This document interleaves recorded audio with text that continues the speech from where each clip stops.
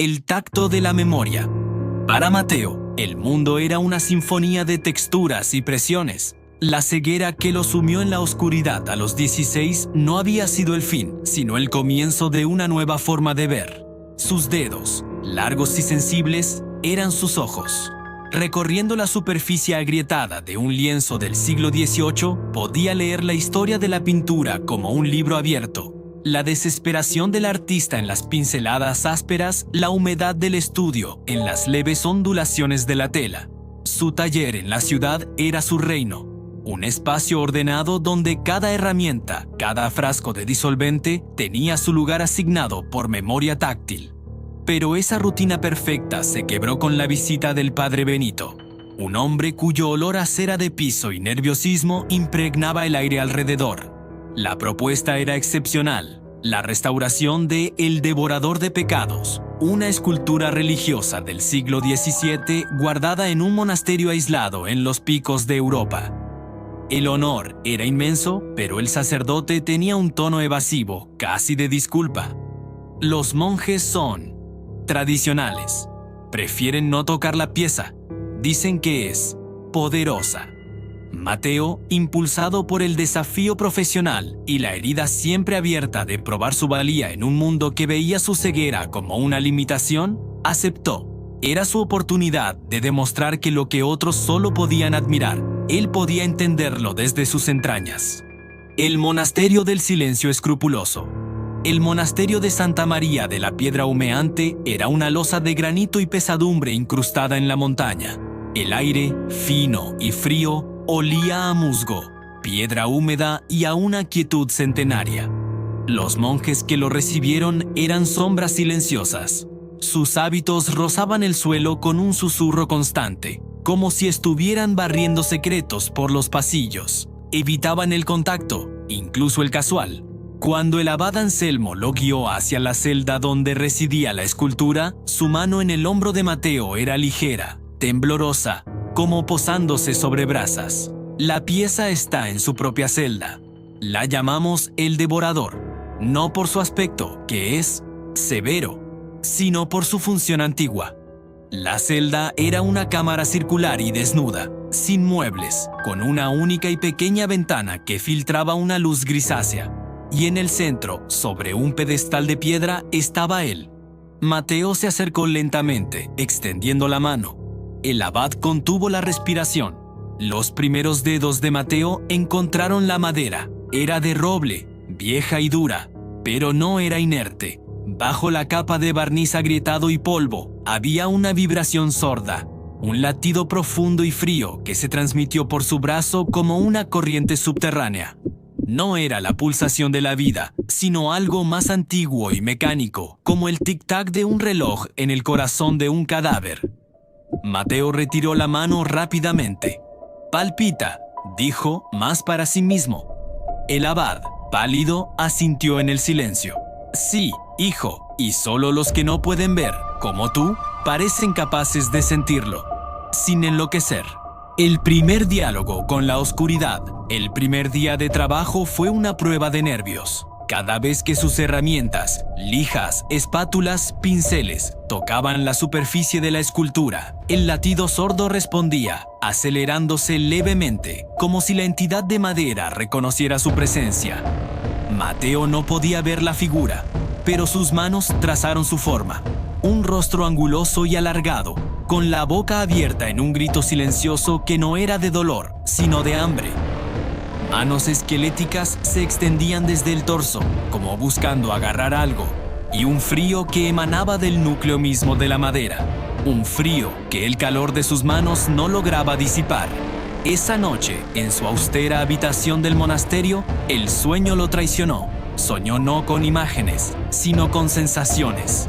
Sintió el peso de miles de miradas ajenas, el eco de susurros desesperados, el sabor metálico de culpas que no eran suyas. Se despertó sobresaltado, con la misma sensación de frío en los dedos que había tenido al tocar al devorador.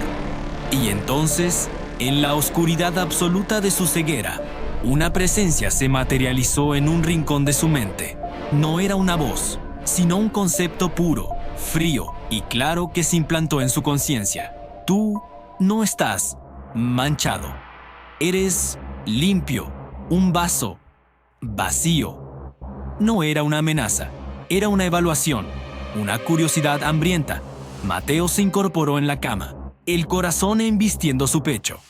La entidad no solo estaba viva en la madera, estaba empezando a conocerlo. La simbiosis del tacto. Los días se fundieron en una rutina de vigilia y tensión. Mateo ya no restauraba la escultura, la sondaba. Cada vez que sus yemas de los dedos presionaban sobre una grieta o una zona desgastada, no solo sentía la textura de la madera, sino ecos de algo más, una ráfaga de ira contenida aquí, un escalofrío de desesperación profunda allá. Comenzó a comprender. El devorador de pecados no era un nombre metafórico. La entidad encerrada en la madera era un mecanismo de juicio ancestral, una conciencia anterior al cristianismo que había sido capturada y encadenada por la Iglesia al no poder destruirla.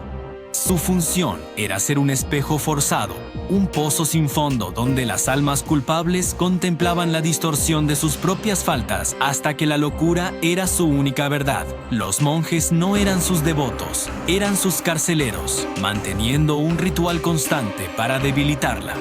Pero la entidad estaba hambrienta y en Mateo había encontrado algo único, una conciencia no corrompida por las imágenes del mundo, un juez potencialmente imparcial o un arma perfecta. Una tarde, al pasar el pulgar sobre la boca abierta de la escultura, una visión tan clara como un recuerdo propio estalló en su mente.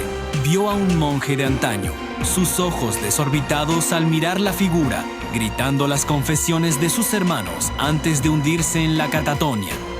Mateo retrocedió, asqueado. La entidad no se disculpó, solo proyectó un nuevo pensamiento, frío y lógico. Justicia. Eso era lo que tú anhelas, demostrar tu valor.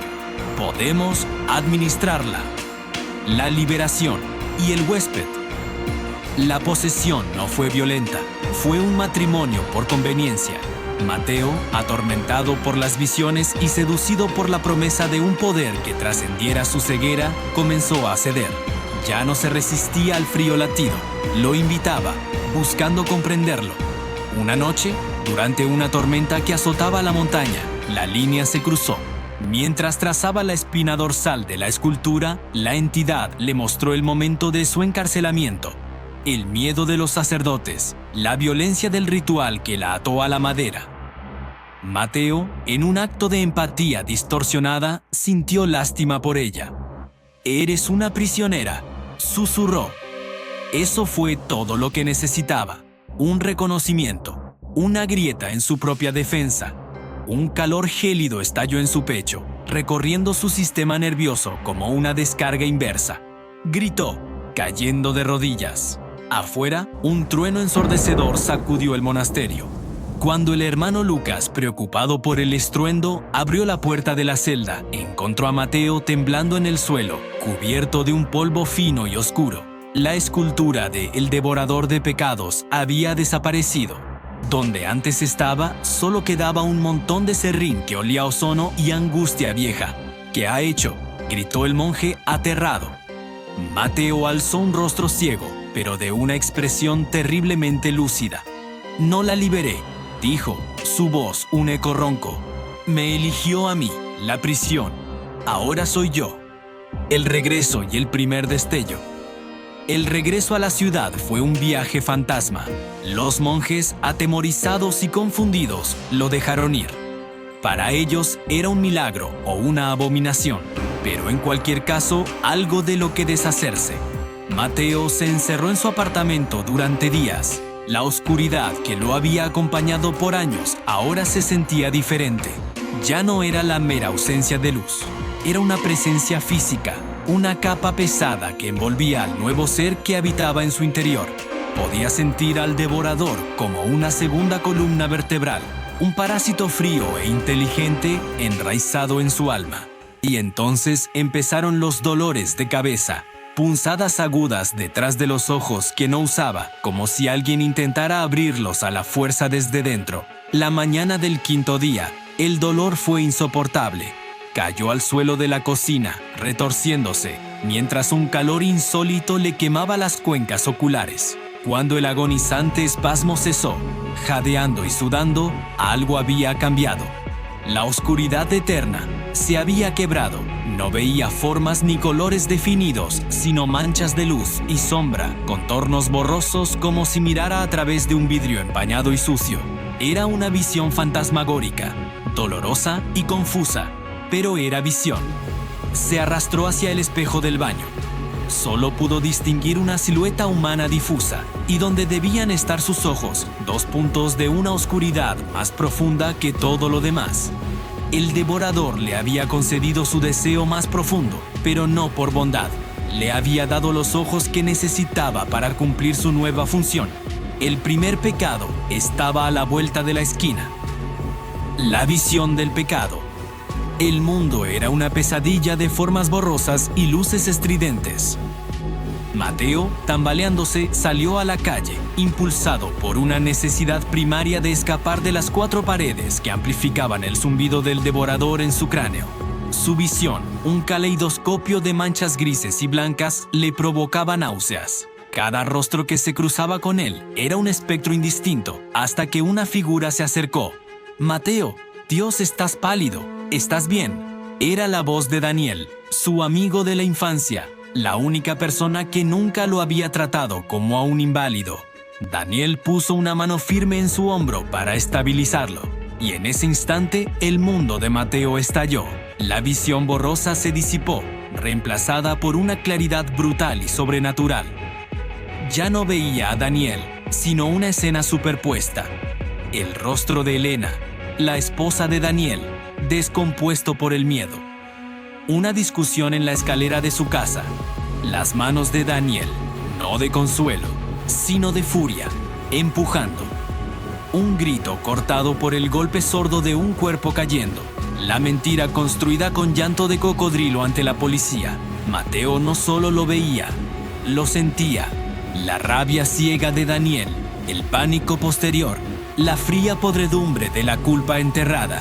Un dolor insoportable, como un cuchillo de hielo, le atravesó el cráneo.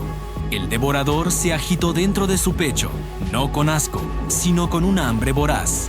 Era el olor a pecado mortal, su manjar. Daniel seguía hablando, pero sus palabras eran un murmullo lejano. Mateo solo podía ver el espectro de Elena, que se aferraba al hombro de su asesino, suplicando justicia con ojos vacíos. El juicio del tacto. «Ella está aquí, ¿verdad?», murmuró Mateo. Su voz ya no era la suya, era un eco grave que salía de un pozo. Daniel palideció. ¿Qué dices?». Mateo apretó el brazo que lo sostenía. Sus dedos, ahora dotados de una fuerza sobrehumana, se clavaron en la carne de su amigo. El contacto físico era el canal. «La empujaste. Por la escalera. Dijiste que fue un accidente». Los ojos de Daniel se desorbitaron, negando, pero ya no podía apartar la mirada de los ojos velados de Mateo. Esa lechosa opacidad se había convertido en un portal. «Ve la verdad, Daniel», ordenó Mateo, y el devorador habló a través de él. No fue un hechizo, sino una inmersión forzada. La calle desapareció para Daniel. Se encontró de nuevo en lo alto de esas escaleras, pero ahora era un espectador atrapado en su propio recuerdo, incapaz de cambiar nada. Vio su propia mano empujar a Elena, sintió la textura de su suéter al resbalar, oyó el crujido de huesos al final de la caída, un sonido que se repetía en un bucle eterno. Luego, las visiones se empeoraron.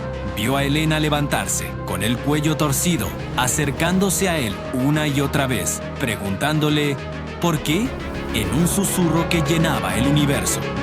Daniel soltó un alarido que no era de este mundo.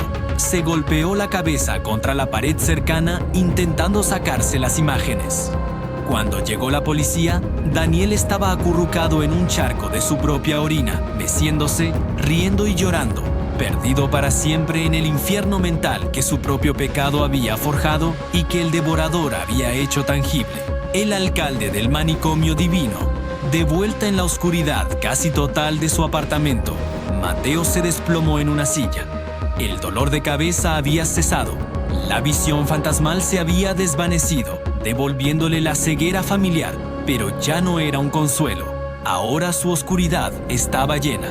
Podía sentir la presencia del devorador como una sombra pegada a su espina dorsal, satisfecha y dormitando, digiriendo el banquete de la locura de Daniel. No había euforia ni sentido de justicia cumplida, solo un vacío glacial y el conocimiento repulsivo de que había sido un instrumento, un verdugo, su amigo, a quien había ayudado a mover muebles y con quien había compartido risas, estaba destruido. Y él era el responsable directo. Una sola lágrima caliente surcó su mejilla. La entidad, en respuesta, susurró en su mente. No con palabras, sino con una sensación clara. Esto es tu propósito. Esto es tu valor. Se acercó a la ventana, orientando su rostro ciego hacia la ciudad que nunca duerme. Y allí, en la negrura, comenzó a ver. No con los ojos, sino con la nueva percepción del devorador. Puntos de frío intenso, como estrellas de escarcha en un mapa de tinieblas, titilaban en la distancia. Cada uno era un foco de culpa profunda, un pecado no expiado, un alma madura para el juicio. Cientos, miles, el devorador tenía hambre de nuevo. Mateo, el restaurador de obras de arte, el hombre que anhelaba ver, se había convertido en el alcaide de un manicomio divino. Y su trabajo acaba de comenzar. La próxima estrella de hielo que brillaba en su mente pertenecía a la anciana y amable dueña de la floristería de la esquina.